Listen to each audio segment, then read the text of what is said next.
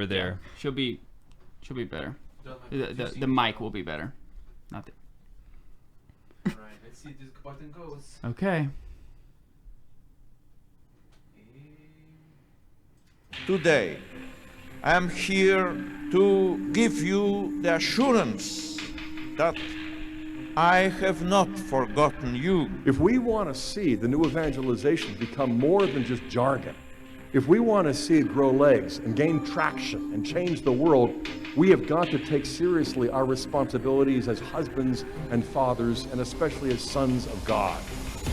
I want to propose to you then that something that our world is desperately in need of in the midst of this crisis is Catholic Christian masculinity. If you want to be a good father, then bring your children to confession with you. I can't get there unless I become a man of ascesis, a man of asceticism, a man of training. A man not doing penance, a man not disciplined is not a man. You guys have upped your game. You know what, guys? I gotta say, I love the concept of Man Show. Warning: the Catholic Man Show is about to begin.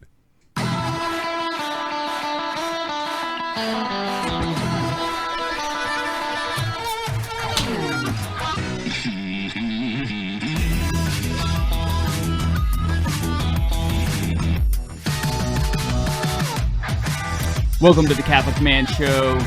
We're on the Lord's team, the winning side. So raise your glass.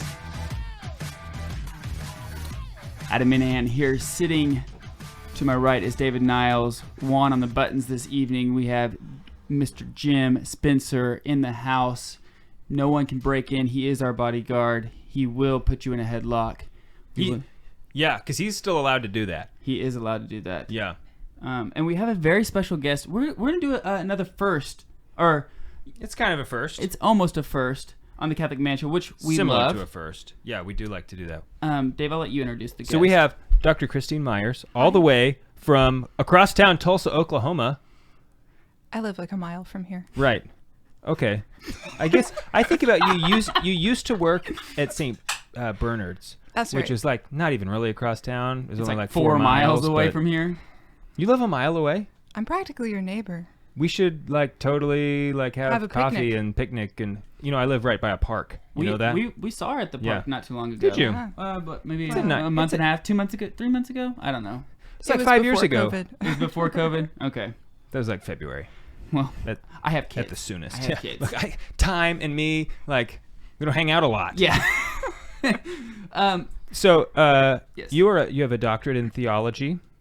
That's right. Yes, and you work for the Diocese of Tulsa in Eastern Oklahoma. That's right as well. You got it's a new position? It's a new position for me, and then a new position in a sense because it's been empty for a long time at the diocese. So, yeah. Which is Director of Religious Formation.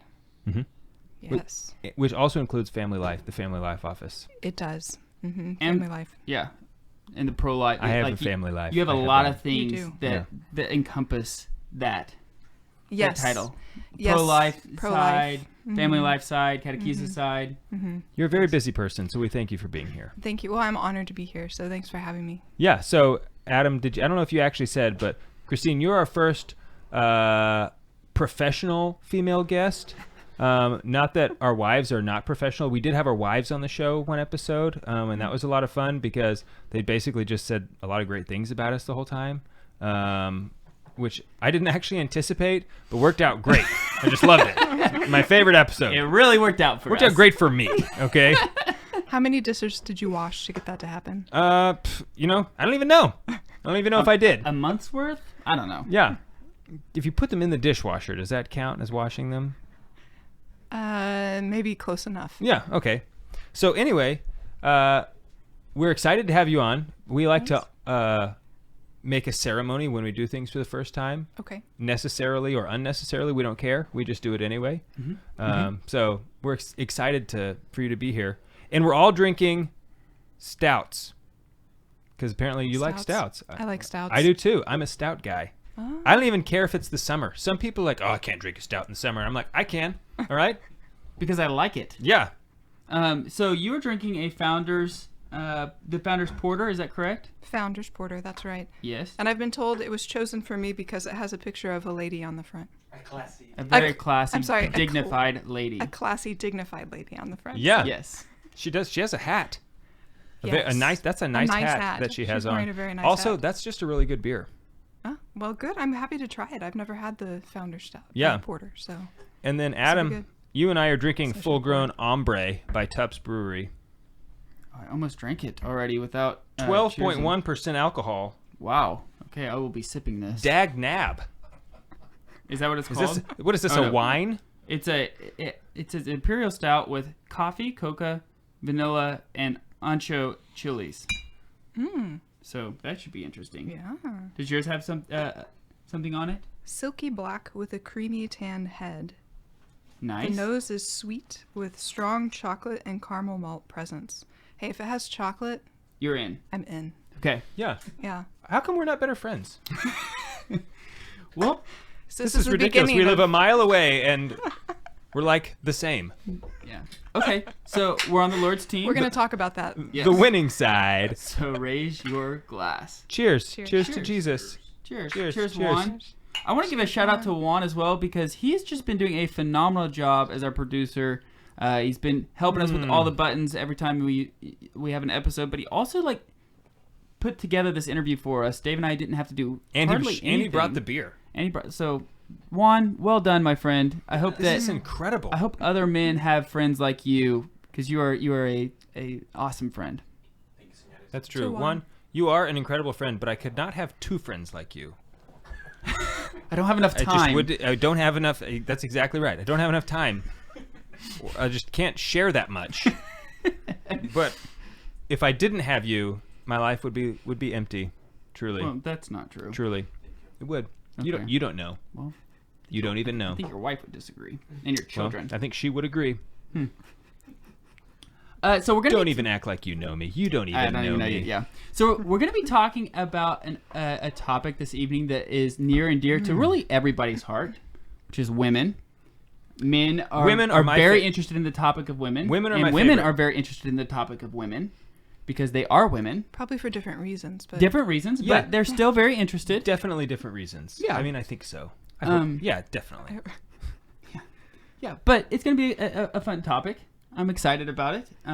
We're going to be pulling off of JP2's apostolic letter on the dignity and vocation of women. Boom, right there. For anybody who is watching it right now. And, is that the same one? It's the same one. I have a different color cover. Yours is nicer. Yours is more beautiful than mine, which is it's very a different telling. Publisher. It's a different publisher, that's why. Very telling. Mulieris dignitatum. That's it's Spanish. Just fun to say. That's Spanish. For women are great.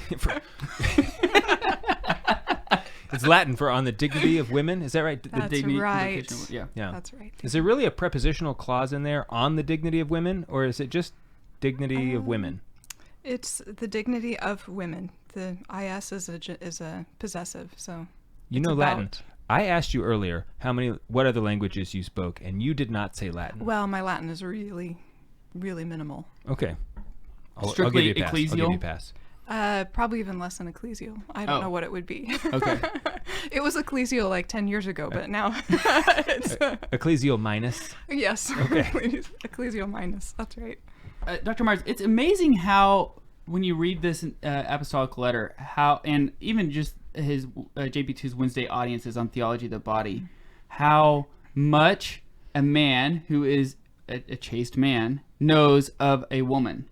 Knows about a woman, how a woman works. I think he knew a lot more about how women work and who women are than a lot of husbands do. Mm-hmm. Yeah, and I would argue that probably his chastity, his celibacy has a lot to do with that. So to have a wife is one way to get to know womanhood, but to be at the service of woman within the priesthood is a different way of coming to know woman. Mm-hmm. And he had a lot of very dear and good close female friends too. Mm-hmm. But yeah, he has great insight. Yeah. I think having a wife is a great way to get to know especially one woman. Yes, you there know? you go. but not necessarily all women, because your study is so specific. You actually don't care about women. You just care about her. Right. You know what I mean? Uh-huh. And so, yeah, for JP2, he was able to not be so specialized, as one might say. Yes. But he did. I'm also impressed by that, Adam, when we read the Theology of the Body. Like, how does he know so much about sex? You know, he's a celibate. And yet he has these profound insights that were just incredible.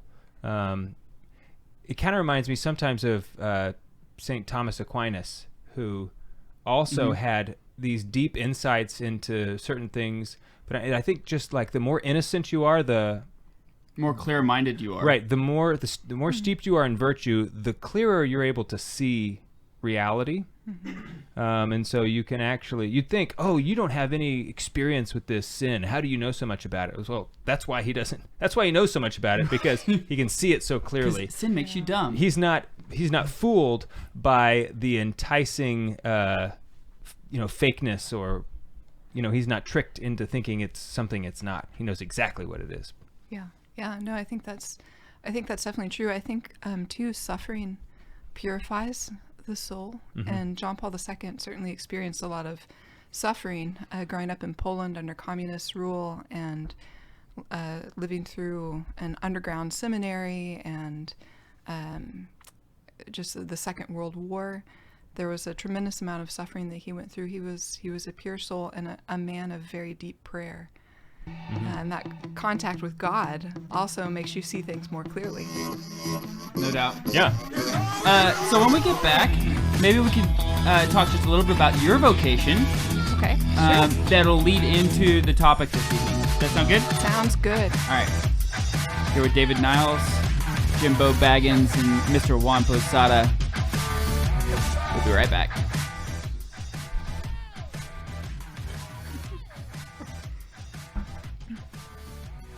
I love John Paul II. Me too. I do too. Just as soon as that music came on with the voice of John Paul II, I'm like, oh.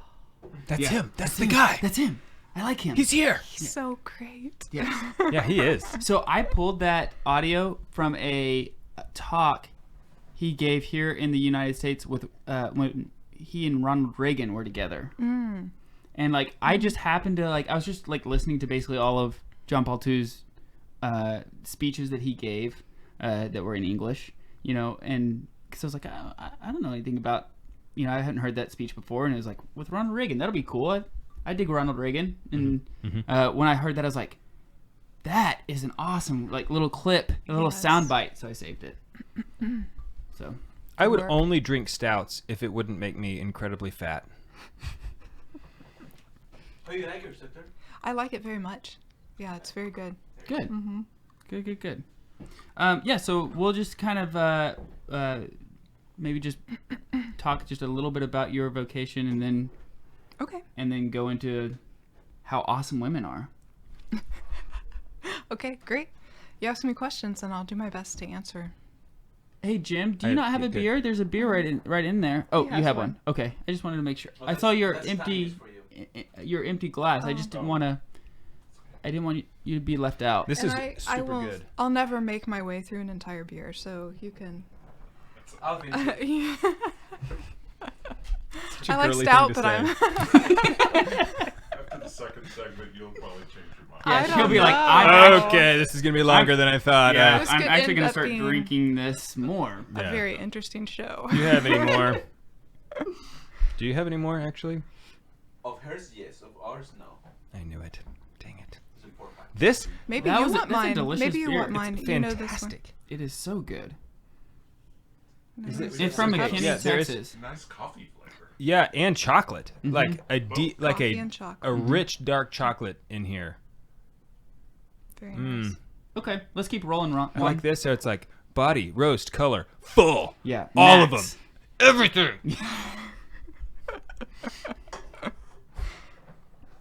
That's why it's full grown. Yeah, that's right. Yeah. Here we.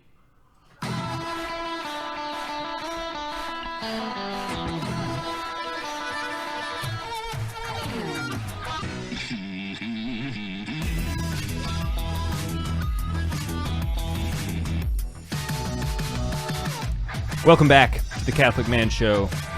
I'm David Niles here with Adam Minahan, Dr. Christine Myers. There's an S. I meant to ask you that. Yeah, there's an S. Don't forget it. Yeah.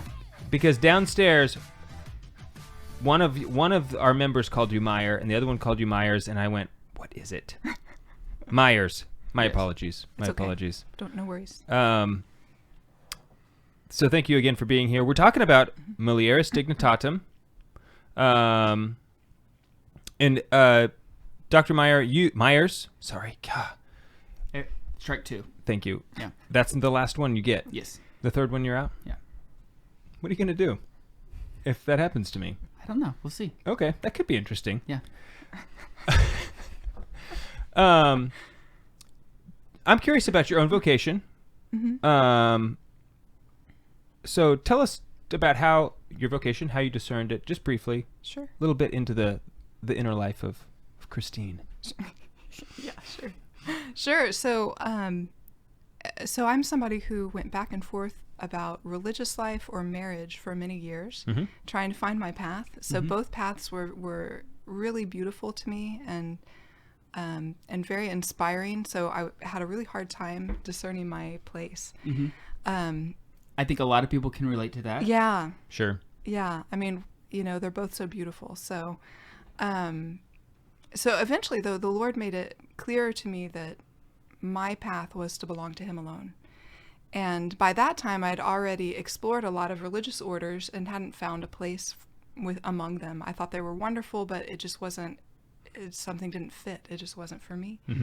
And I ended up being a part of an institution in Europe for a while. And but unfortunately, that way of life too just didn't fit with me. It was very difficult being submerged in a foreign culture and place, and the community decided that it was good for me to be here in Oklahoma, and that I was thriving here. So, so I have taken the step with my spiritual director of making a private vow of perfect chastity for my whole life, that I would continue to live my whole life entirely for Christ. And for me, this is a spousal yes, that He has chosen me, asked me to belong to Him, and I've said yes. Although I'm just a laywoman, so I'm not a part of consecrated virginity. I'm not a part of any community. I'm a laywoman with a vocation to be in the world, but I live it belonging entirely to Jesus. So it's not what I envisioned for my life, but I've been amazed by the Lord's fidelity and just what He's chosen to do with my life. So I'm very grateful for that. That is beautiful. I think this is like the defining characteristic of female vocation is the yes. I mean, that is, of course, in every man or woman, but there's just something more concrete about a woman, her receptivity. Yes. Okay, so let me give you an example. The moment when I was dating my wife, Lady Pamela, that I came closest to like swooning and just, drooling over myself and, embarrassing myself, with like, I'll give you anything you want, was we were just talking and she told me that she had a personal motto for herself, which was receive. That she put into practice about not trying to initiate certain things, but just receiving as they came. I just remember when she said that, I just fell in love with her. I mean, I already was, but it was just over at that point. It's like, you better not marry somebody else because it's not going to work out for me. Okay. Yeah.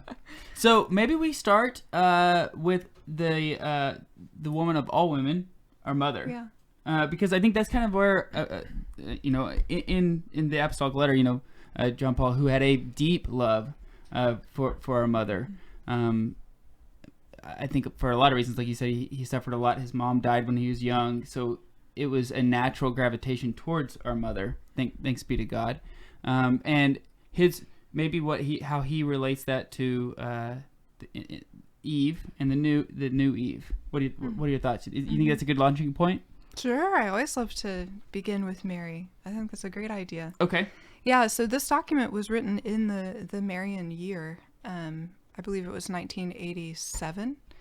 And while the whole world was contemplating what does it mean to be a woman, with different waves of feminism, voicing their opinions on the dignity and the vocation of women, maybe not with those terms, but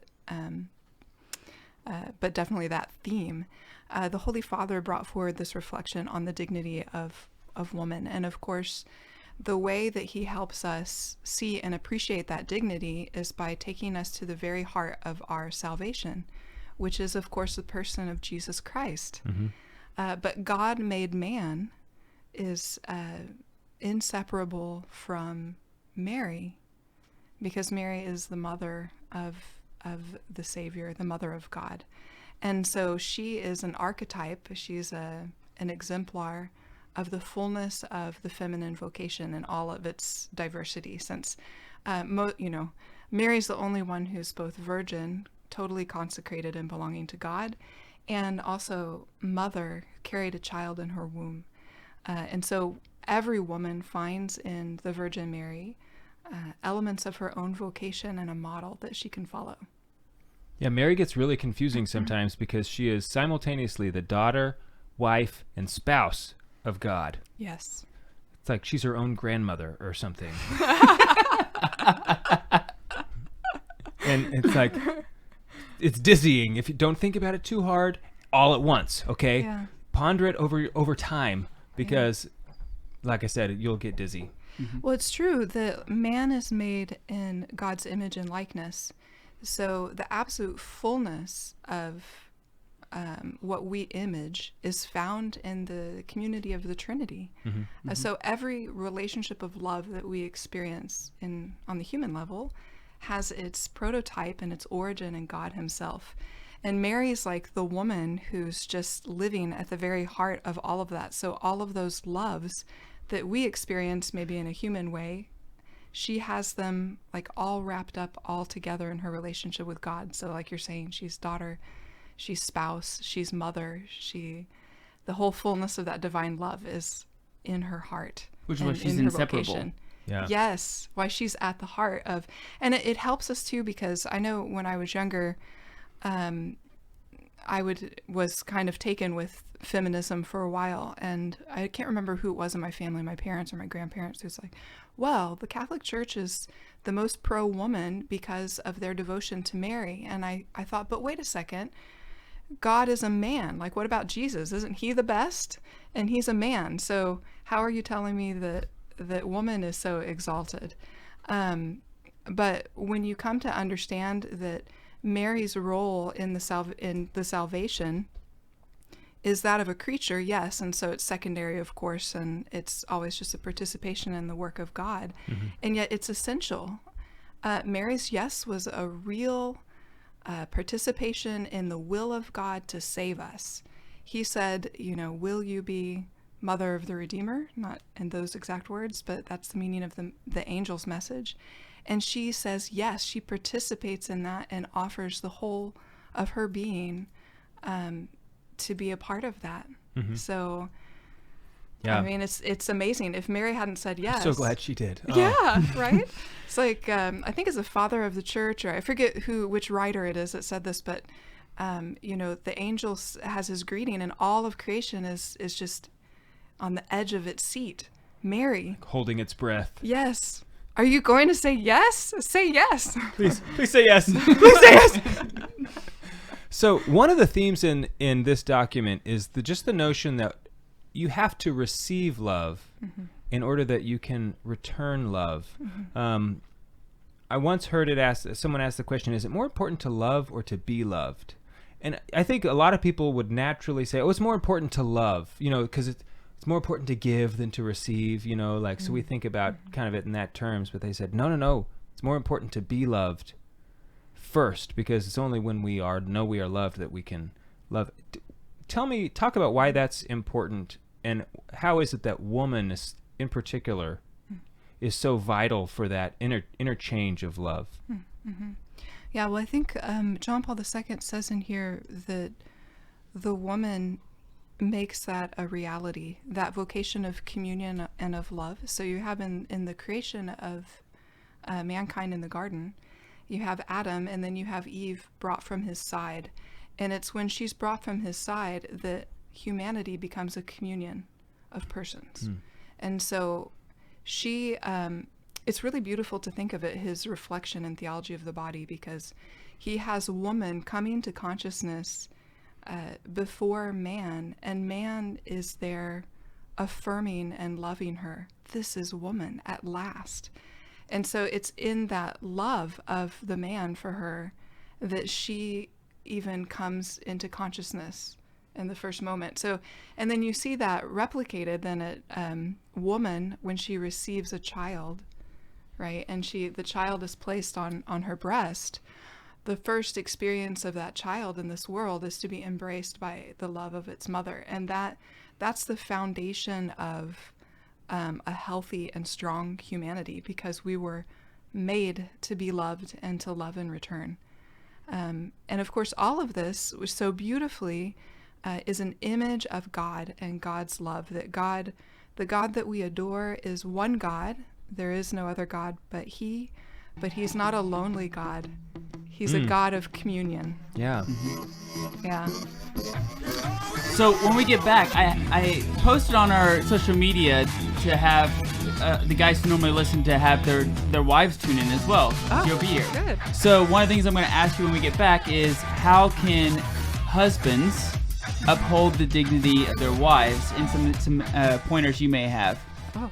Does that sound good? Yeah, I'll try. No pressure. No pressure. We'll be right back. Hey, give a shout out to the couple that was I was just looking that up. Do people type in questions? Sometimes. Yes. Oh. Yeah. I'm also going to just really quick run out and turn the AC down a little bit so it blows a little bit more because it's about to kick off again. Okay.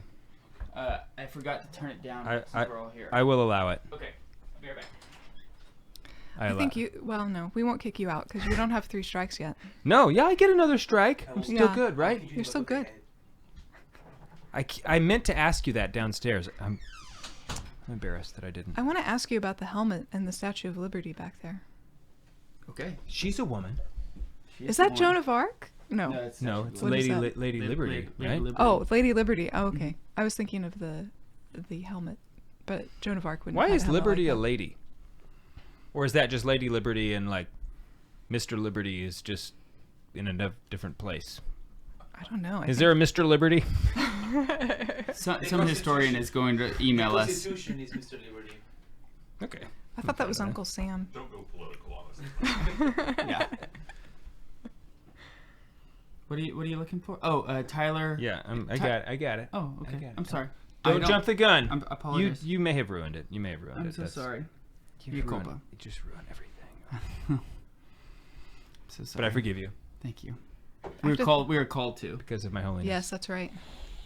Listos? Because of your holiness. Because of my holiness, I forgive you. Ready? See? Yes. Thank you, Juan.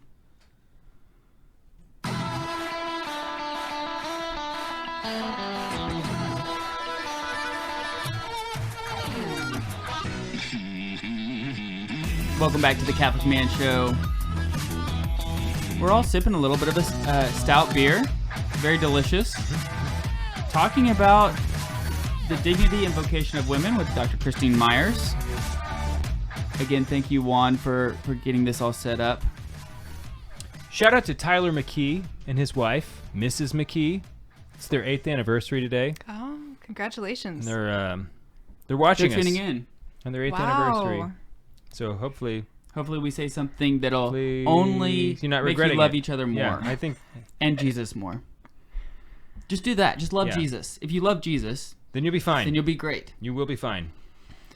So I want to score a bunch of brownie points for all the women out there that are sitting there asking, on the other side before this break, they were like, "Yes, do this. Tell the guys to do this." So John Paul II in his apostolic letter on the dignity of women, he also talks about the relationship of husband and wife, obviously, and how the men are to provide and protect, and there's a mutual relationship there that's a complete relationship. But what on your side, it's always interesting from a different perspective, Mhm. being a consecrated, not a consecrated virgin, but taking a vow of. We said that earlier because that's what we thought. Anyway, what you would think would be best for men to do better at to uphold the dignity of women? Oh boy, I feel this is a little difficult since I'm not a married person. But that's why it's good to have your. That's why it's good to have your perspective. So I think sometimes, honestly, and this is not going to score you guys brownie points, but I think sometimes. Never mind then. Let's go on to the next. We'll go on to the next. Juan, if you'll cue up that the next. was for me. The next that break was for me. I'm just joking. I didn't mean to interrupt you. Go ahead. No, I'm so sorry. No, that's okay. I think really sometimes the harder part is what women are being called to do, because we live in a culture that's very active, very aggressive. It's very self-initiating. We value those characteristics. Mm-hmm. We foster them in our culture. We foster them in our education. And so I think most of us women really have a difficult time being receptive and following, allowing the husband to lead. And then on the other side of it, then the man has to step up and lead. So his love has to be sacrificial. It has to be, I think, for a woman to be able to surrender and to be not a doormat and not totally passive, like she has no say, but for a woman to be receptive, she has to know that she's respected. She has to know she's listened to, and she has to know that the one on the other side loves her and is sacrificing himself for her. And I think for us Christian women, that means too a man that is right ordered, that he loves God.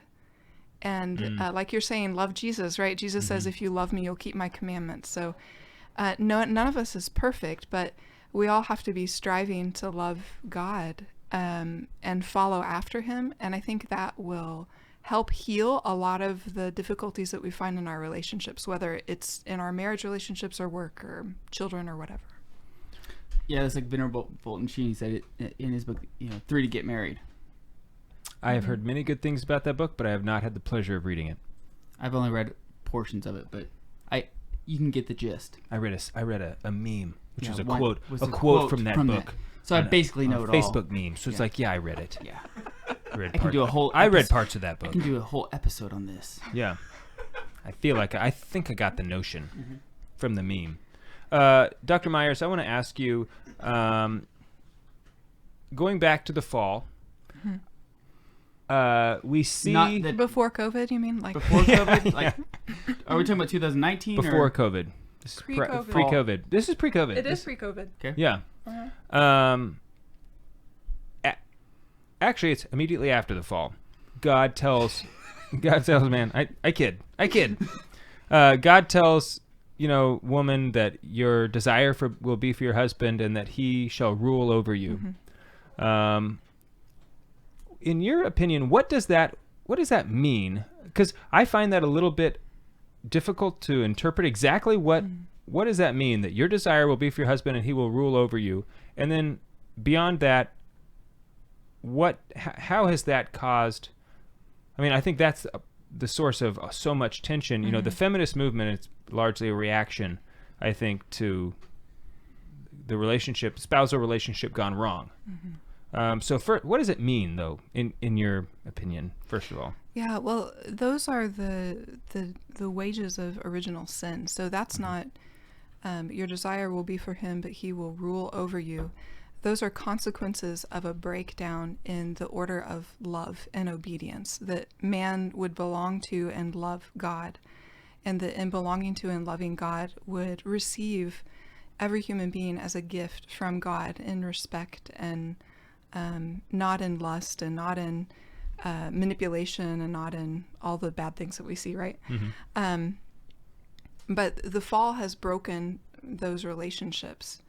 And so it's like also we see in that passage, the increase of pain in childbearing, that you will bring forth children in pain, right? And for men, you will work the ground with sweat, and you'll bring forward thorns, and right. So all of this is. I was doing that today. Yeah, were you? Yeah. Good. How'd that go? It was sweaty. Oh yeah. Yeah. It's exhausting. Yeah, I was very tired. Yeah. So these are a consequence of sin, The good news is that Jesus has come to restore the right order between men and women. He is the bridegroom of the church, his bride, and his love for us that takes him all the way to the cross in a total outpouring of himself is the model for and the healing of the spousal love of men and women. And so we read in Ephesians, wives respect your husbands, be submissive to your husbands, but it also says be submissive to one another out of reverence for Christ. So it's no longer a tyranny. It's not for man to oppress woman, which is what we've seen in history and which feminism reacts against, but it maybe reacts against it in a way that causes more wounds, right? So we want to find in Christ the healing and the authentic relationship of humility and entrustment that men and women are supposed to have for one another. And when we do see that, it's so beautiful. I had, I'm sure that you all are very beautiful with your wives. I've seen you with your wives from time to time, but I had a professor at the John Paul II Institute, and to see him with his wife was a call to conversion because he treated her with so much respect and so much tenderness. Just the way he looked at her, the way he stood by her, the way he was attentive to her was really very much an image, I think, of the tenderness of Christ's love for the church. And the reason why he can be that is because he has the benefit of Christ's love in his heart, right? Strengthening him for that. So no human being can love like God without God's love being poured in their heart. And that's what Christ has done for us, is he's brought us that gift. And it's probably also because they have such a strong prayer life together. You know, that's how I have learned, like even with Haley, I've learned so much about Haley that I would not have known otherwise in prayer life with her and growing in our prayer life together. You learn little things that you wouldn't have known otherwise. And, you know, a lot of times when you open your heart to God is ready to tell you about it, you know, tell you about what's going on in your relationship. So I think that not only because he was tender to it, but the reason why was probably because they have a strong prayer life together. Yeah, that's a good point. I hadn't thought about that, but I bet you're right. Yeah. So let me ask you this: like, I have 3 boys and I have one beautiful daughter.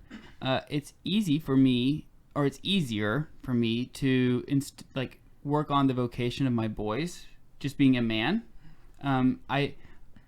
Dave is in the opposite. He has 3 daughters.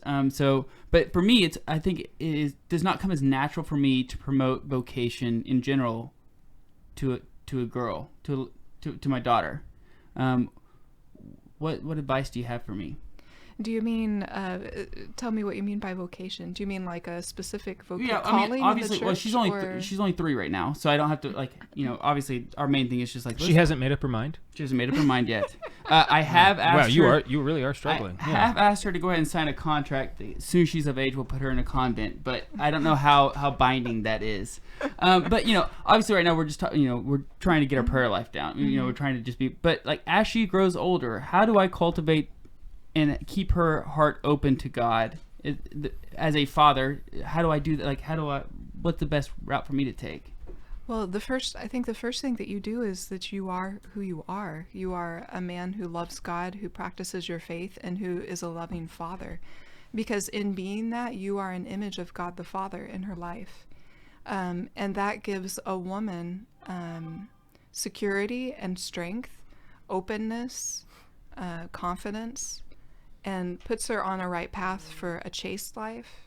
Of course, she has her free will, so she can make her own choices afterwards. But in a sense, it's a no-brainer. There's not something too special that you need to do, right? Apart from being that.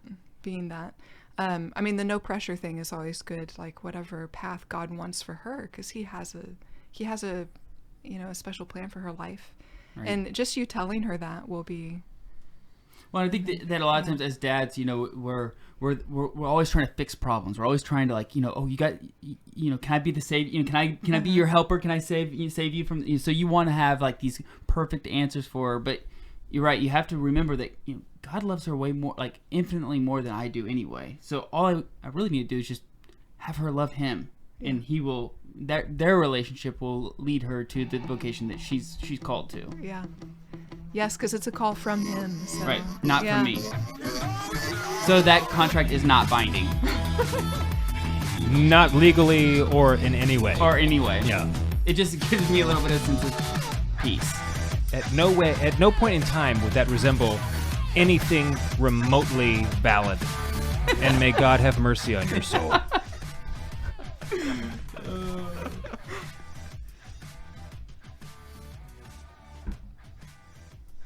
This beer is still good. It still is. It still is good. Against all odds, It it's doesn't. still It hasn't even delicious. gone bad. One, great job. The warmer it gets, the more flavors you can Yeah, the get. more flavor How it did you comes know out. about this beer? I just picked it because of the label. Well, It's like, what football team did you pick? Well, I picked the red team because I like their uniforms. because obviously a bear would beat a dolphin, okay? Makes sense to me. Yeah. That's how I pick my brackets. I find the mascots in my head. Your college basketball bracket. Mm-hmm. Nice. How well do you do? I got like 4th place last time. Not bad. Yeah, the Blue Devils, they lost real soon. Oh yeah, I don't know where they're from, but they weren't. Duke. Yeah. One, you should be This- ashamed. You should be ashamed of yourself. This is the last segment, so it's flying by, right? It's hopefully painless. Yeah, mostly. Okay. Okay, good. I'll take that. We'll take that. Fill your glass back up. Yeah. No, I'm having a good time. Thank you. This is the last segment. So what do we want to make sure we can talk a little bit after this segment as well for our YouTube and things like so we can continue the conversation a little bit. But what do we want to make sure that we touch on the last segment? You know, I think it's really important to say that true feminism sees woman in her relationship with man too, and is also pro-man, because men and women were entrusted to one another. So men need to be pro-woman, but woman needs to be pro-man. And, you know, that's something that we are kind of lagging behind in right now in society. Yes. It all has to be thought out properly, right? But Right, I mean, right. yeah, That's that's what I want to say. That would be perfect. Mm-hmm. And how do you tie that with original sin? You have your note about original sin and authentic feminism. Yeah, well, the real meaning, the authentic meaning of man and woman was wounded by original sin. So our work as Christians is to begin to heal that. John Paul II puts it in those terms that woman has been entrusted to man. The dignity of every woman is entrusted to every man. And then vice versa, every man is entrusted to every woman. The dignity of man and his vocation is also entrusted to woman. So we have to be for each other. And it's the love of Christ that I think teaches us how to do that. So we're just going to rinse and repeat on that. Okay. Because we're not recording right now. Oh, okay. I mean, No, yeah. the Facebook is, but Well, but for you know, the episode, Spirit blows when it wills, so That's true. I can't make any promises. It's okay. What will come out of my mouth? Neither can I. Good. Well, then we're in the same boat. Especially David. I'm always prudent with my speech. Always. The church teaches that. Yes. It's not me saying it. That's what the church says about me. Don't forget to thank our patrons. Okay. Here we go. I'll do it.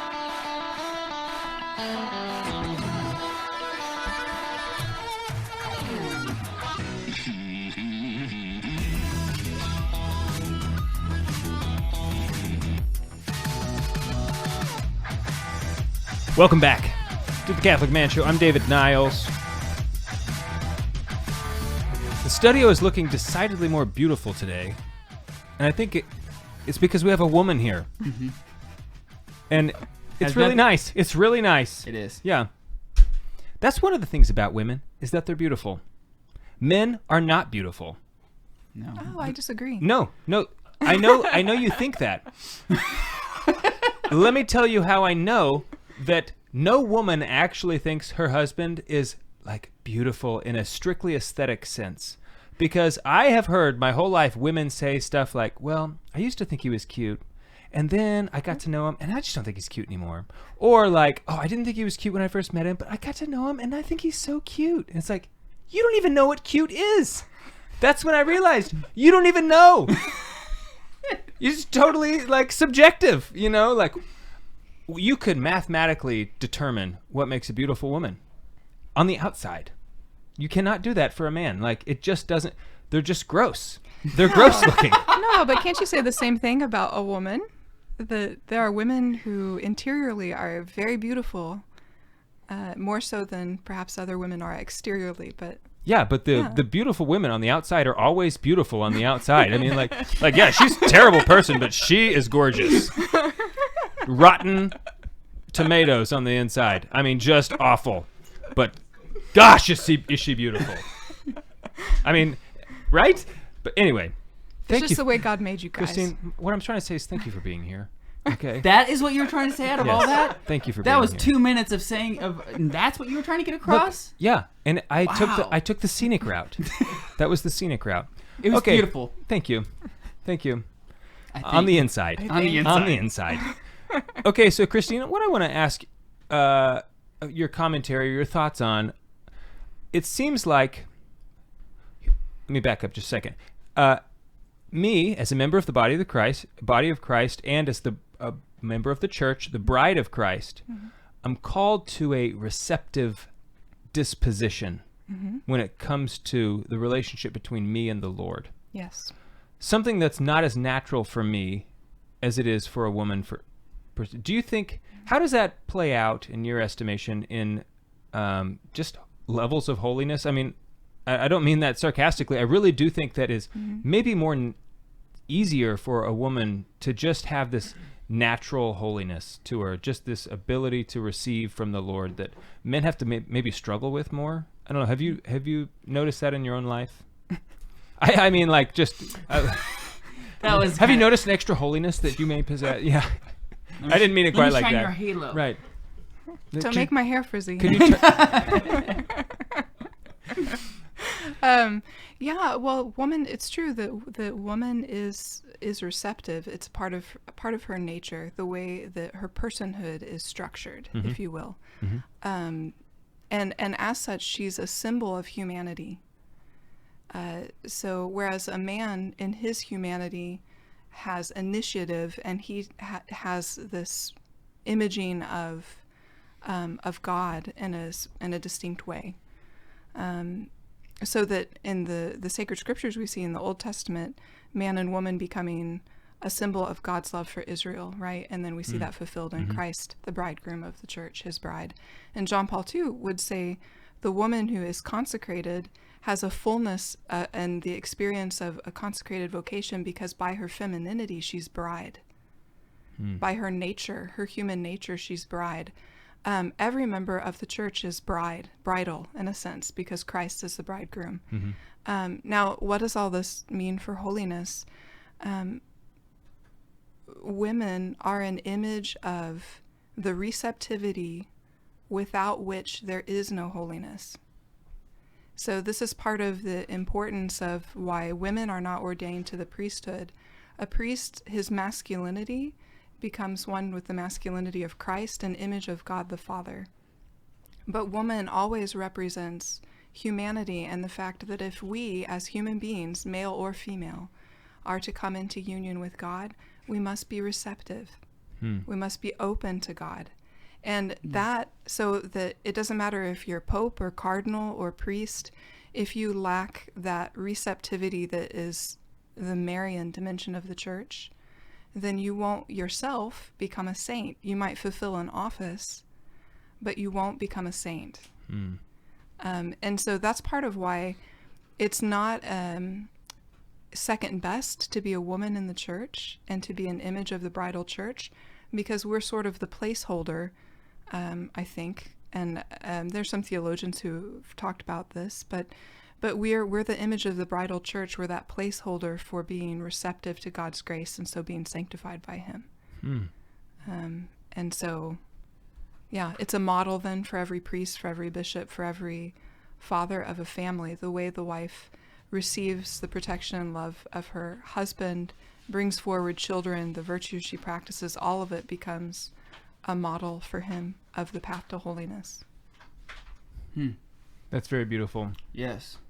The devil does a really good job of perverting the beautiful. Yeah. And he does a really good job of taking what is beautiful, what is, made in the image and likeness of God, and making it false, making it a pseudo or fake, and trying to pass it off as real. I feel like that throughout the 60s and 70s, we've experienced a lot of the pendulum swinging for women of a reaction to most likely men who have not treated their wives well or not been holy men in general. But the pendulum swung to, like, it seemed like the devil has taken that and, like, ooh, that was like the feeding ground for him to really take it and propelled it to where we have some extreme feminism that is not true feminism, not true, not modeled after what God has built. What are your thoughts on that? Yeah, no, I definitely think that's true. There's a sense in which there's a certain strand of feminism that's tried to suppress those things that are properly feminine, like motherhood or having an importance in the home.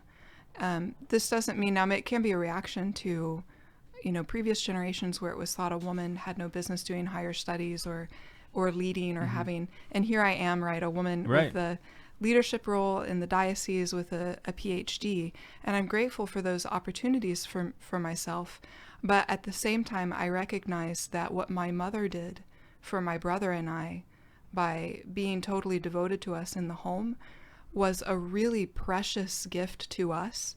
And it's a shame that we've now almost structured society such that both husband and wife need to work outside the home in order just to get by. And we've lost the fact that being a mother of small children and making a home, that's a full-time job. That's a full-time job. And no doubt. In the workplace, we tend to try to make women be like men, so maybe more aggressive and highly assertive, whereas John Paul II would say, the feminine person has a particular genius for attentiveness to other persons, for a sensitivity and an attention that belongs to our feminine nature. Now, think of all the women in the workforce. If we can bring that attentiveness to others into the workforce, it softens, it humanizes, it introduces charity in a way that if you just had a group of men working together, it wouldn't be present there in the same way. So there's a way in which feminism, a true feminism like John Paul II expresses to us in his writings, can help women, both those who are at home, to value the phenomenal vocation that they have, and the women who are out in the workforce, for them to bring a genuine feminine element into the workforce, to feel free to be attentive and merciful and good, even as they're competent leaders in the workforce. Yeah, that is really true. And it was, I think that part of the onus then is on men to reward women for being women in the workforce, because I think there's part of that is a natural reaction that women have where, I don't get promoted because I'm not assertive. I don't go in and demand a raise, like my male counterparts do, or, whatever.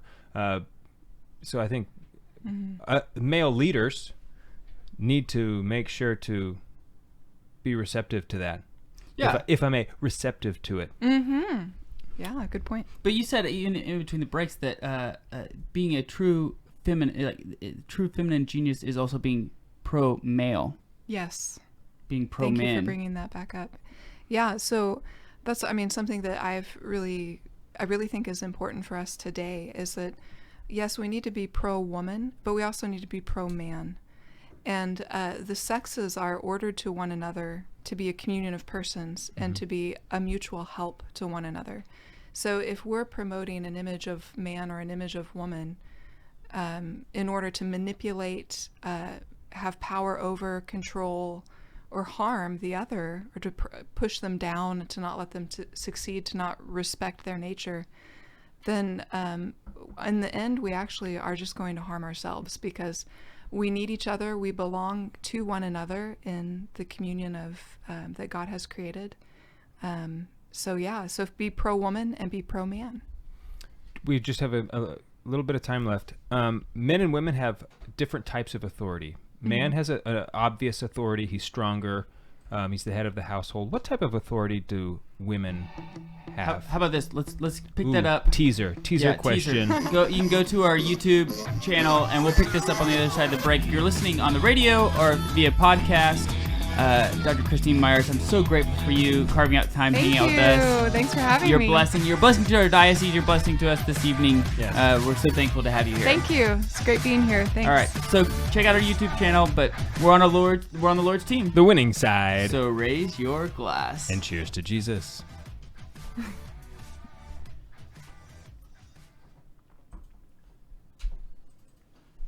So before we get into, let's table that question just for a second, because I want you to tell Dr. Christine Myers about how we used to we were talking about languages earlier, how we used to try to say cheers to Jesus in Latin, and what our beloved Benedictine monk from Clear Creek told us. This is the worst story. I love this story. This it's is one of the my worst. favorite He was stories. listening. He was. We interviewed him. In fact, I talked to Brother Nesbitt on Saturday. Oh, you did? You got a chance to talk Brother to him? Nesbitt. Yes. Do you He's know? awesome. Do you know Brother Nesbitt? I know who he is, but no, I don't know him personally. He's an incredible monk, joyful man. I treasure every time I get to see him. So, here we are. Cheers to Jesus. This is our slogan. This is, we say it Our all the time. tagline, if you will. Whatever it is. And so I just drop it into Google Translate, which you should never do. Don't ever do that. It just never works. And so I say, cheers to Jesus. In English, tell me what that is in Latin. And it says, Iubentium Jesu. And so for weeks, months, maybe even a year, we were saying, Iubentium Jesu with gusto and with confidence. Because Google knows. We're Catholic. Google we're knows Latin Catholic, everything. Roman Latin Catholic. So I even reverse translated. I typed in Iubentium Jesu and I said, what's that mean in English? And it says, cheers to Jesus, right? So I think this is solid. It's certain. This is solid. confident. You've done the scholarly work. Yes. Right. So then we go. There's no Right. page unturned. Right, exactly. Because I did it both ways. That's right. I cross-checked. That's right. Cross-check is solid. If you cross-check, I mean, that's like what they do. That's what New York Times does. Before the Washington Post does. Yeah, before the astronauts take off, they're like, yeah, cross-check. And they say that, and so you got to be certain. Yeah, I hear you. Because they say cross-check. But then Brother Nesbitt, what did he say? So anyway, 2 years ago, we're at Clear Creek, and he's on the episode with us. We're trying to flex our Latin muscles, and I just can't wait. Feeling good he's about gonna be this. so impressed. He's gonna be happy. We know this. And I say, Iubentium Jesu. And he just kind of like... He waited till the break. And at the break, he starts just laughing. And he's like, what did you say? Because they speak Latin. They don't just read Latin. I know. I think they talk to each other in Latin. They talk, So yes. as a novice, you may only speak in Latin. For the first year. Really? When you are entering the community. Yes. That's what they told us. So most of them are silent then. Well, they do have silence as... That is one of the things, and there's the great silence that is in the great silence is in the hall. It got even greater. Right? They made Yeah. that Right. It's now grand. Right. Super great. Yeah. So anyway, I say Iubentium Jesu, cheers to Jesus, and he just laughs even harder, and he's like, "That doesn't mean anything. That's a totally nonsensical word." He's like, "That means like one who works with." Well, I don't even remember what he said, but I was like, what? Father, I've been saying this for months. You need to write a letter. Did you write a letter to Google? No, but I have checked since, even in the, a year later, I went to check, and it still says the same thing. Yeah. Yeah. So anyway, we were completely that was Iubentium. a good humble moment. Our pride was inflated, and the Lord let this one play out. Sometimes the Lord plays the slow game, That was a slow game. I think he got a good laugh out of that. He Yeah, I mean, definitely did. It's not the slowest he's ever played. Yeah, that's right. That's right. Yeah. Okay. So well, anyway. if God didn't get a good laugh out of it, I'll tell you who did. Father Nesbitt. I'll tell you who else. The whole community. Right. Yeah. Yes. Oh, because he went back and he was like, guys, you won't believe these two idiots who I just had a conversation with. They said, "You pensum Jesu." Can you believe that? And they're like, that's totally nonsensical. I know, that's what I told them. Yeah. So maybe God just wanted to make the monks laugh. I'm just like, Google, this is the last time I ever trust you about anything. Fool out of me. I even cross-checked. Yeah. So what's the right one? There is no Salut. Salut. Yeah, like that. You can. That's in Latin. But that's you can more. say that. That's almost that's like goodbye, I think. But that's like to your health. Yeah, it's almost like something. more of a toast. Like he said, instead of like proclaiming like, "Here's to you, Lord," you know, like in like not in a toasting manner. Like there's not a.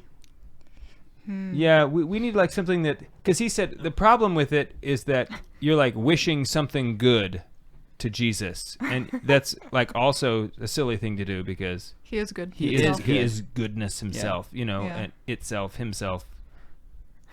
He is essay. Themselves, you know. Wow. He is goodness themselves. Yeah.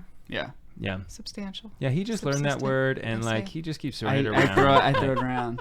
That's that it exists. Yes, exactly. Exists. So, anyway, what were we going to talk about? Okay, so we're going to talk about. I asked you this question, and I'm glad I have more time to specify the question because it was just really rushed there at the end. But it's about authority. That's right. I feel like the man's authority is more obvious because it's more outward. You know, it's in his strength. It's in his leadership. You know, man by nature is a servant. So the things that he does are outward examples, you know. And what I mean by authority is that any gift received from God is a part of his authority. You know, if he has given you a gift to do something, then this is a small piece of his authority that you could do it. Because he is the ability, he is, you know, all things. We can do nothing apart from him. So if you can do something, if it's a gift we have, then he has given us a piece of his authority in order to do it. So I'm taking authority kind of in a more broader term here for this question. What is the authority of woman? Well, I guess my thoughts go immediately to, I think it's the Proverbs where it says, the father confirms the authority of a wife over her sons. And the authority is a power to make things grow or to foster them, to make them flourish. And so it's tied to like our generative power, right? So the authority of a man is, in a sense, the authority of a father. So it would seem to me that the authority of a woman would be, in a sense, the authority of a mother. That doesn't really make it any clearer, but I think there's a way in which a woman can have authority like a man by holding an office. So, you know, Madam Senator or Madam Judge or whatever, she has an office, and she has authority by merit of the fact that she holds that office that's been entrusted to her. Sure. But then you also have the quiet authority of a woman who's wise. And she doesn't have to be aggressive in executing her authority because her authority is wise, and it's also, and wise in the sense that she is attentive to things, she can make them flourish. And so when she says that something needs to be done this way, my sons, I need you to do this, you need to go wash your hands, or in an office, we need to do the work this way. It's that authority of making things flourish. And as long as, like you were saying before, there is an ability to appreciate woman for being woman, so she doesn't have to be man who's super forceful and kind of aggressive and firm in a way that really belongs to him and is really kind of suited to him sometimes, or at least when it's not extreme. she doesn't have that kind of authority, but she has a different kind of authority. And if a man has an eye for that, then he hears and he respects and he heeds the authority of the woman. Yeah. I mean, I really that really resonates with me, because even though I'm the, head of my household, so, I have this authority, I will tell you that the wisdom almost always comes from my wife. That she's the one who has really the good idea. And I need to make sure that I follow through with it, because anybody who knows Lady Pamela knows this. Right. I know. Yeah. But still, like what you said is very specific to me. Well, good. So, yeah. Thank you, Holy Spirit. It was a word just for you. No, I don't know. I haven't really thought that much about that topic. It also seems to me like man's his whole nature, everything about him, the fact that he's strong, why would he be strong in the first place, is to promote femininity. Everything about man that makes him who he is in order that femininity might be what it is. And flourish. Exactly. The ideal scenario for femininity is under the perfect masculinity. That the femininity cannot be truly authentic without the outer covering of masculinity. Maybe a bad way to put that. Do you agree? Does that make sense? Yeah. I mean, I think that does make sense. And going back to what we were talking about earlier, that man and woman are made for one another. And so, there's a movement now to get away from this idea of the human person as binary, of there being masculinity and femininity. Yeah. But really, masculinity and femininity, they belong together. So where woman is more herself, man is more himself. Where man is more himself, woman can be more herself. And without that meaning really like strict social roles, like traditional social roles, because it can happen also in more modern scenarios, like in an office, where woman and man are working together on something. But yeah, I think so. And I think the opposite is also true. What is in woman, I mean, it's really beautiful. And I've experienced this in a couple ways here recently. When I just moved and I had some washing machine and dryer machines installed in my house, and there was some kind of gas leak in that area, and I didn't know what it was. I didn't even know who I was supposed to call. Well, the guys that came and delivered my washer and dryer came all geared up for COVID. And so I was very careful. I had all my windows open, everything, so they would be safe. And, I stayed away from them and let them do their work. And, but I mentioned there was a gas leak, and who do I call? Well, the guy, I'm letting him work. When I come back out, he has his mask off. He's like, "Ma'am, I found your gas leak and I fixed it for you." And I'm like, "Really?" I'm like, "I don't have any money." No, ma'am, it's okay. And then he goes and gets in the van, and as they're driving away, I'm like waving to him from the front steps, and he is just filled with joy, waving to me. And it's like, that is where the feminine calls out the most beautiful gift of the man, that he felt called to serve me and to help me, and it brought him great joy. Yeah. And my mom, in turn, was so rejoicing that the problem was fixed. She's like, "I've been praying for that man every day. May God bless him." So I hope he got rewarded too. And I mean that, and that's what it is. God gives the authority to the man, not for himself, but for others. You know, and so he took on that in a servant attitude. And I think that's what men have to get back to understanding, is that if we are going to be, like in Ephesians 5, if we are going to be the head of the household, that we're supposed to act like Christ, and Christ died for his church. He gave the ultimate sacrifice. So we have to be sacrificial in our love, just as Christ was for his bride. And somehow that brings joy. So, I mean, in the moment, I'm sure that he wasn't very happy to take his mask off and be sniffing around for gas. But then as he drove away, because he did a selfless act of service. It was a true human experience. Yes. He was being true to being a human. Yes.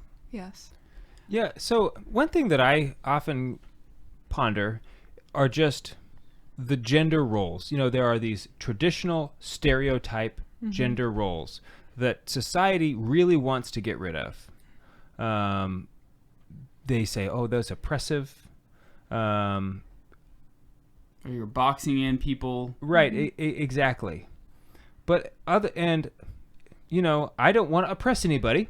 I don't want to do that. But at the same time, I also think that men and women would be happier if they would just admit and embrace who they are, and say that we're not the same. Does that mean that we have these exact, does that mean like, oh, the woman needs to stay in the kitchen? No, that's not what I'm saying.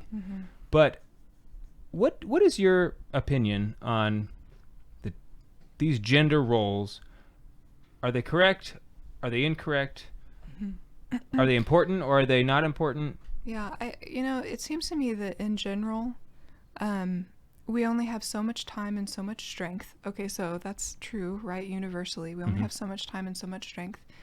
And most of us don't have enough time and enough strength to do absolutely everything that we would like to do with our day, let alone our whole life and our whole existence. I mean, I remember being younger and being like, I'd like to open a cafe in Italy, and I'd like to be a street artist in New York, and I'd like to be a veterinarian and work in a zoo. Like there's so many different things that would be great, that would be great to do, but you only have one life. And Romano Guardini, he's a philosopher and theologian that I studied for my doctoral work. He makes this observation that we have to embrace limitation, that we do have only so much time, only so much energy, only so much strength, that we have gifts that only go so far. So I may never be, an artist that's going to have work put up in a museum, but I can sketch doodles for my friends and for my parents to amuse them, and that's how my gift for art is being made fruitful for others. But unless I embrace like the reality of things, then I don't make that gift fruitful. Now, applied to gender roles, in my doctoral studies, all of the women who studied with me, when they got married, and started having children, they tried to continue their studies and doctoral work, and eventually they dropped it and they had to put it aside because being pregnant, bearing children, nursing them, taking care of them, it's hard work. It is ridiculously hard work.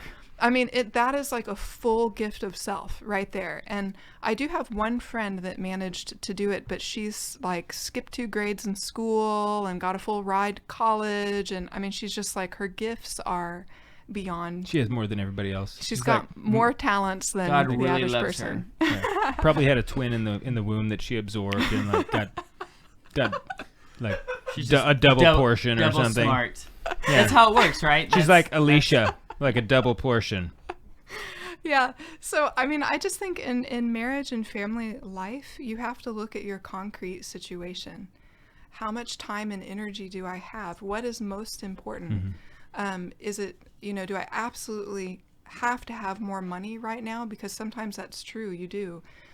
Or is it that I'm seeking a status or a level of quality of life that maybe I don't need to seek? Or there has to be some self-examination, because the thing that would be a real shame is to undervalue the family and the family life in the home and what's happening there, the formation of young people who will live for all eternity. And your work is to provide them with a home that introduces them to the love of God and sets them on the right course so that they end up in heaven.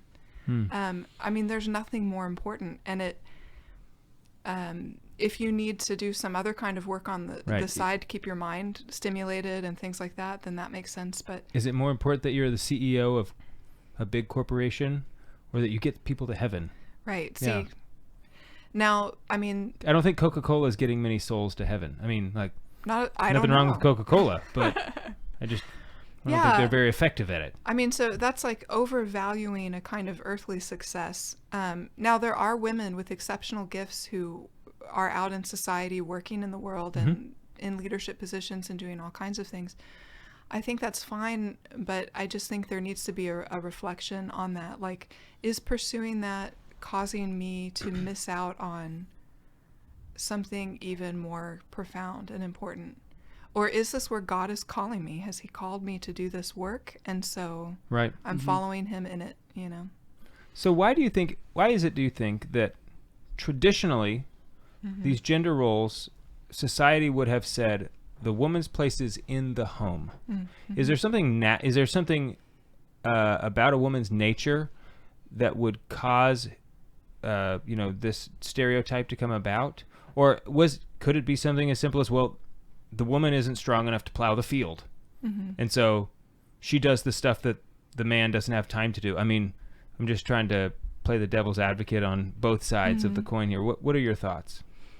Yeah, well, I think watching my friends with childbearing, I'm just like, oh, it makes so much sense that the woman is home, because from that perspective, at the very least, minus other perspectives. But if you're bearing children, the physical strain of that and the need to have a space in order to have those children and raise them, to teach them and protect them and to foster them, would be a home, right? I mean, and then for the love of husband and wife to be nurtured within a home.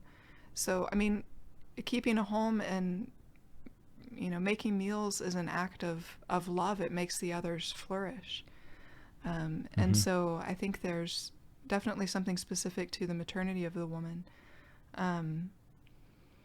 Outside of that, I don't know. I mean,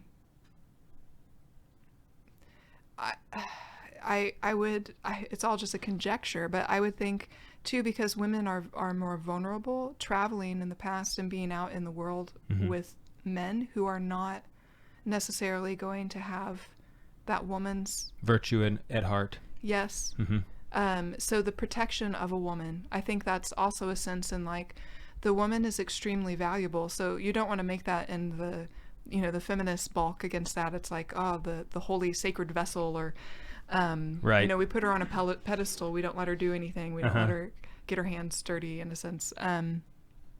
That's not what I mean, but there is a sense in which woman is valuable, and man feels a need to protect her and make sure that she's not harmed. So I think that in history might play a role in also the shaping of the vocation. But yeah, I think it really has probably in its essence has to do with maternity and with the fact that a woman is attentive to persons, and the home is a place where that is fostered.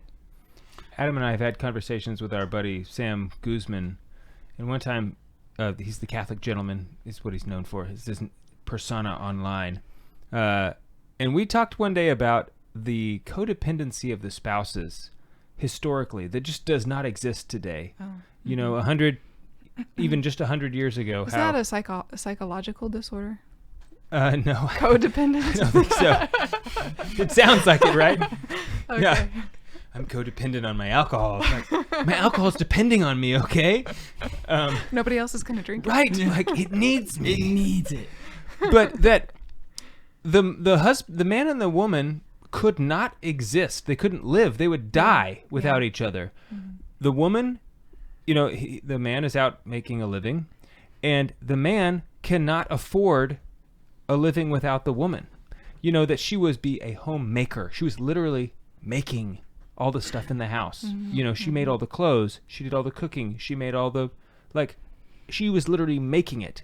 He doesn't have time to do that. She doesn't have time to do all the stuff that he's doing, and just how there was this natural effect, this natural boundary of some kind that forced you into this just giving of yourself all the time. I mean, both persons were just working, giving.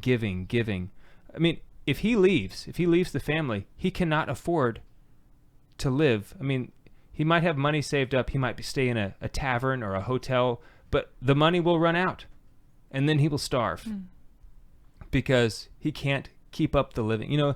There's, I don't have a question. I just wanted to say that because I think that is a good example, something I think about sometimes about the original. Yeah, there are people that reflect on this. It's an economic question too, right? The way that we order human work and collaborate with one another, how the economy works. Wendell Berry is an interesting author. I don't know if you've ever come across him, but he reflects on just this question that husband and wife need to work together, that to have a common work binds them, enriches and deepens and solidifies their marriage. So he's reflecting on that, but also in the context just of no longer being an agrarian society. So we don't work with our bodies, we don't work close to the earth, we don't, and that all of that has an effect on our humanity. Right. Yeah, it individualizes us. We are hyper separated, or we have a sense of being independent, even though we really do depend very much on one another. And we find that as soon as Walmart stripped bare of Lysol spray. I mean, where else can we get Lysol spray? I also think it gives rise to atheism, because if you're an agrarian society, you put seeds in the dirt and it grows. That's a miracle, okay? Yeah. Why does it grow? Because God makes it grow. Everybody knows that's why the seeds grow. I understand there's science, right? But at the end of the day, it's because God makes it grow. Right. When here we are working with our minds or something, it's just not as miraculous. Yeah. And so we think, oh yeah, I did that today. Well, I did it. Yeah, we have a me. feeling like we have mastered the situation, Yeah. right? We master everything, the temperature, the Exactly. drive. Right. I am truly lord of my house. Yes. Even from a distance, from right here in this studio, I can change the temperature in my house. Okay, so the last question that I have for you is for there's ladies out there that are listening that maybe their husbands aren't taking their faith as seriously as they should, or the role of a man as they should, and the wife is trying her best to run the household and maybe be working and raising the kids, and there's a lot on her plate, and it's mainly because the man isn't. She's having to pick up the slack of both her, what she's supposed to do and what he's supposed to be doing. But all she really was wanting is for him to take his role, to to love the Lord, and to have a deeper relationship. But he's just not there. Yeah. What do you say? What do you say to her? You're not alone. In the history of the church, there are quite a few great saintly women who are actually saints who went through those similar circumstances, maybe even to the extreme, like a Saint Rita of Cascia, who had an abusive husband. Saint Monica, her husband also was not engaged in the faith, and she had this wild son, that eventually she got on the right side. But this isn't an uncommon plight. And I guess what I've heard before, I thought this was beautiful advice. Let your devotion, I guess it's St. Francis de Sales, actually, now that I think about it. Or at least it's Monsignor Gallus. He said a lot of good stuff. If it's not St. Francis de Sales, it's Monsignor Gallus. I get them confused all the time. I do too. Yeah. I do too. Yeah. Anyway, but let your devotion and your love of God make you lovable. Make your devotion and your love of God loved by allowing the love of the Lord to strengthen you, so that your virtue and your goodness would be a witness to those in your household. And this is a long and a very patient and a difficult path to walk. The only way to walk it faithfully and with peace is to walk it in very close union with Jesus. There's a pamphlet about stories of divine mercy, and I can't remember the name of the saint, but she was abandoned by her spouse, and she took the Lord as her spouse. She let him be head of the household, and I think in a sense that's what we're all longing for, is that the Lord Jesus himself would be head of the household, and the authority of the man would be flowing from that authority of Christ, and that the wife would be living within that authority of the Lord himself and his love, which would be shared to her through her husband. But whereas our human spouses might fall short and do fall short, the Lord doesn't fall short. So let him be the fullness of the spousal love that you long for in your husband, and be patient with him, because he's just a fallen human being. And your love and your prayer for him, your witness of fidelity, according to the witness of people like Saint Rita and St. Monica will bring conversion into your family. So my last question for you is, what do you say to other women out there who might have discerned marriage isn't for me? Mm-hmm. I could see a woman being maybe afraid of what am I gonna do? How am I gonna do it? Do you have any advice for like maybe a younger Christine in discerning a vocation, a single vocation, whatever that single vocation might be? We just have to open our hearts and grow in trust of the Lord and let him fashion of our lives the form of holiness that he longs for us. And it might be difficult for us because we have imagined something else. And this can happen in marriage too, just as much as it can in any other vocation. I imagined this was going to be different, or I have disappointments. Let the Lord fashion your holiness according to the circumstances and his will, what he shapes your life to be. Trust in him. There's no greater love, there's no greater satisfaction than the love of Christ being within our hearts. And there's nothing else worth doing. So it doesn't matter if single life wasn't what you wanted. If this is where God has placed you, offer yourself to him. I know for me, and in Mulieris Dignitatem, he speaks of this, of the two virginities, the two ways in which one is a virgin. So one is a virgin by saying no to sexual relationships, right, outside of before marriage or whatever. So that's one way. It's the no to the sexual relationship.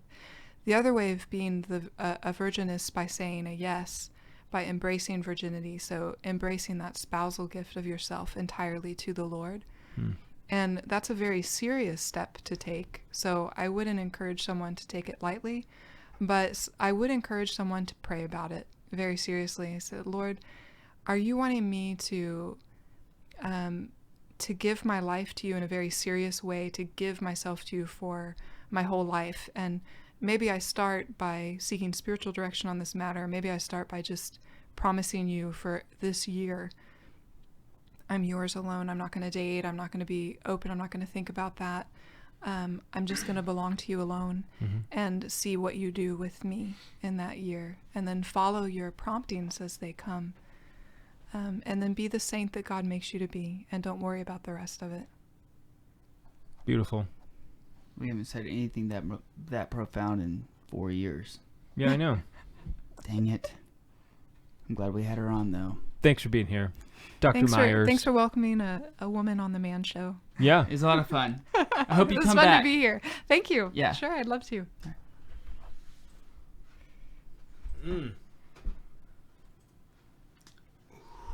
Hopefully not too painful.